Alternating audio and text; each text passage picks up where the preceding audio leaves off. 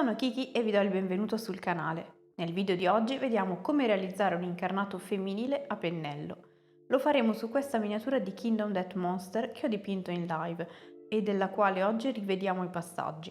Sul canale, nella playlist che vi lascio in descrizione, trovate video con spiegazioni più dettagliate, mentre quello che vedremo oggi è un esempio di resa e realizzazione. Vista l'alternanza di colori chiari e scuri sulla reference, ho deciso di iniziare da primer grigio, leggermente più chiaro nella parte alta del corpo. Per quanto riguarda i colori per l'incarnato, utilizzeremo Brown Rose per le ombre, Basic Skin Tone come intermedio e Luminous Flash per le luci. Una volta posizionati i tre colori, partiamo con Brown Rose e Basic per creare un colore medio chiaro, semplice da stendere sul grigio grazie alla parte scura di Brown Rose. Probabilmente ci vorranno due passate che faremo con un pennello morbido e ampio in setola naturale che non lascia i segni delle pennellate. Come sempre, meglio lasciare asciugare il primo strato prima di ripassare o finiremo per spostare il colore anziché sovrapporlo. Una volta fatto tutto uno strato uniforme, possiamo cominciare a scurire direttamente le ombre, utilizzando Brown Rose nelle zone più nascoste, come ad esempio dietro la schiena, ma anche nei punti che prendono meno luce o che semplicemente vogliamo far sembrare meno voluminosi di altri. Prendiamo quindi Basic Skin Tone puro e schiariamo le aree più voluminose, inserendolo proprio nelle zone più piccole con colore pieno e coprente. È l'occasione sia per ridimensionare le ombre, se abbiamo esagerato, sia per schiarire in generale l'incarnato, senza faticare a stenderlo su grigio, se come nel mio caso ne vogliamo realizzare uno molto chiaro. Basterà poi ricreare un mix tra il colore basic e il brown rose per sfumare leggermente gli stacchi. Trattandosi di piccole zone, possiamo sfumare anche senza la velatura, ma creando dei trattini trasversali che intersecandosi fra loro creano visivamente una sfumatura. Anche per le cosce seguiamo gli stessi passaggi, schiarendo anche in modo netto la parte frontale, decidendo innanzitutto la forma della luce su questo elemento.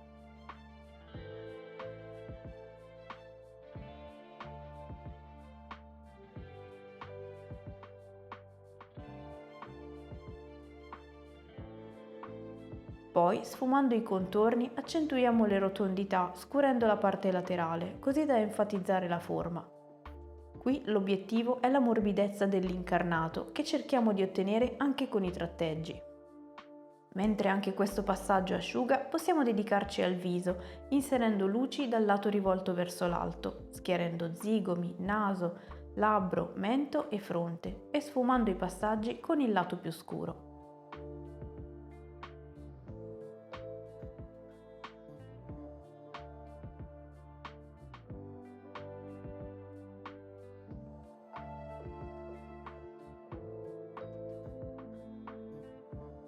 Tornando sulla coscia, ora che i tratteggi hanno fatto un primo lavoro di sfumatura, possiamo realizzare la nostra tanto amata velatura per un'ulteriore morbidezza. Quindi con il colore dell'ombra portato verso la sua zona di appartenenza con consistenza più leggera e poco colore sul pennello, ammorbidiamo lo stacco. Ottenuto il risultato voluto su tutto il corpo, passiamo all'ultimo step utilizzando il colore più chiaro, nel mio caso Luminous Flash. Lo utilizziamo puro e lo inseriamo nelle aree di luce in zone piccole solo per raccogliere la luce. Magari sul mento, sotto lo zigomo, sul seno e nella parte alta delle spalle.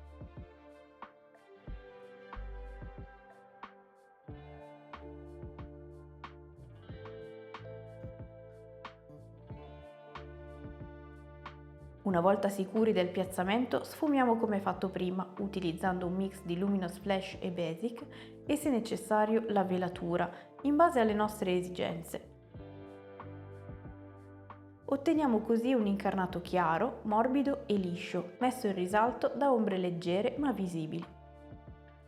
Con il viso e i capelli fatti assume ancora più significato e prima di salutarci vorrei parlare brevemente dell'importanza dei dettagli nei modelli come piccolo extra. Coloriamo quindi gli indumenti come da reference, con una parte in cuoio marrone, una in tessuto blu e il corpetto di pelliccia. La nostra miniatura è tutta dello stesso materiale, ma sta a noi creare le giuste differenziazioni sugli elementi affinché siano leggibili allo spettatore. Per la parte in pelliccia è bene enfatizzare il pelo e creare una texture più ruvida dell'incarnato.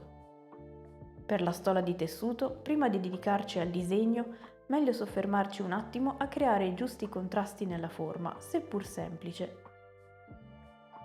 Anche se le decorazioni a mano libera non sono semplici per tutti, allenando la mano si riescono a creare disegni sempre più fini e complessi, dando grande personalizzazione ai modelli. Allo stesso modo, anche distinguere bene tra loro gli elementi, alternando colori chiari e scuri, freddi e caldi, e definendoli con sottili linee di contorno ne aiuta la lettura.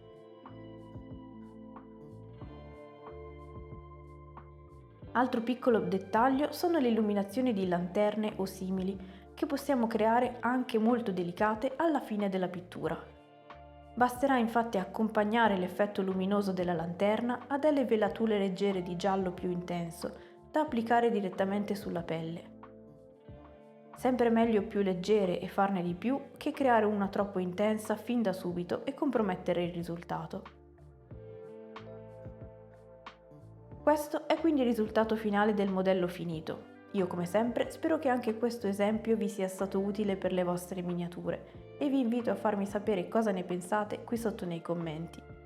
Io vi ringrazio di aver visto il video fino alla fine, vi do appuntamento al prossimo e fino ad allora siate creativi.